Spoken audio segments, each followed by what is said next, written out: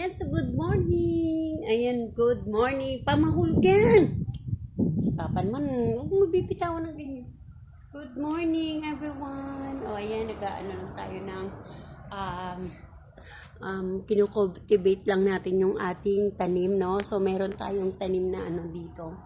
Mansanas, kalabasa, no? So, i-cultivate lang natin kasi nga, para maano siya, no, para tumaba, no. So ayun mga kapalangga, samahan niyo ako mga kapalangga. So let's go mga kapalangga, samahan niyo ako, titingnan kayo. Ayun yung aking apo ko. Ayun, so let's go mga kapalangga.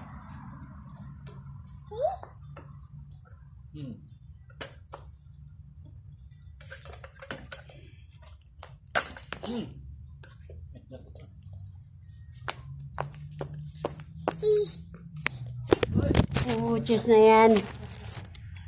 May napaki-elemero. Batuta. Ayan. O, tutulak niya rin yan. Kulit na. Ayan, sa mga kapalangga, tingin nyo. Ito, 40 days.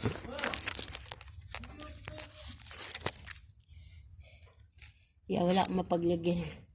Hindi kasi naibaba yung aking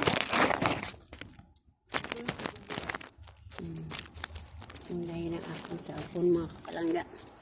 So yan mga kapalangga, kinukultivate natin yun.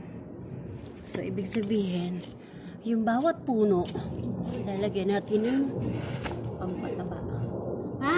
Si Papa, ganyanin mo lang, anuin mo. Ay naku naman, puro kasaway hindi mo anuhin.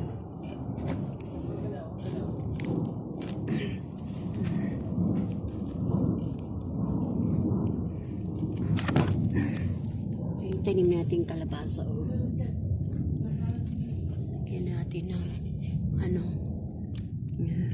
So, i-cultivate natin kasi nga. Tignan natin ang lupa yung bawat puno. Ayan. Kalabasa yan mga kapalangga. Palaki natin kasi pakakapitin natin dito sa puno. So 3 puno yung tumubo. So dito 2. Nakita niyo mga kapalangga, ayan. 2 kalabasa.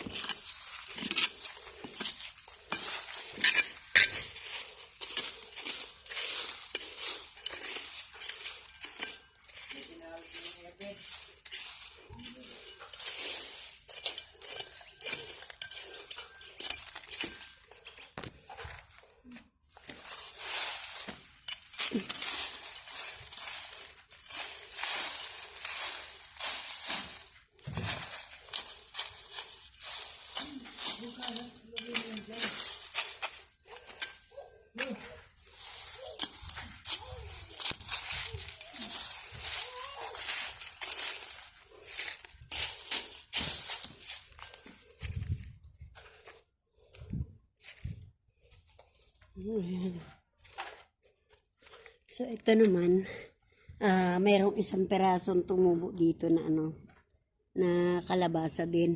So ayan, nilagyan natin siya ng ano. Tapos ito mayroong ano dito, bell paper na tumubo. Lagyan na rin natin ng composting.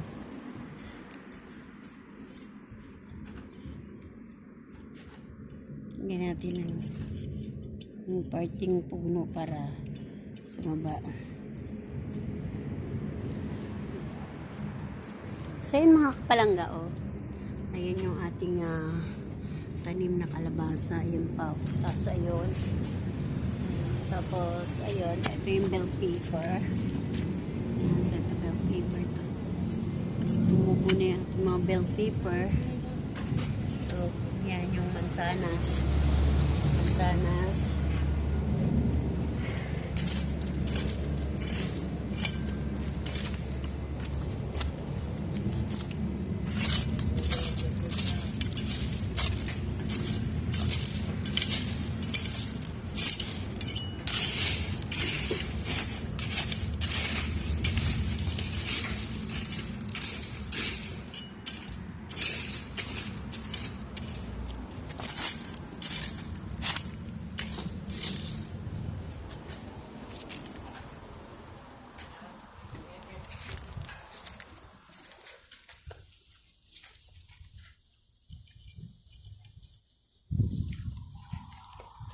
Nasaan na?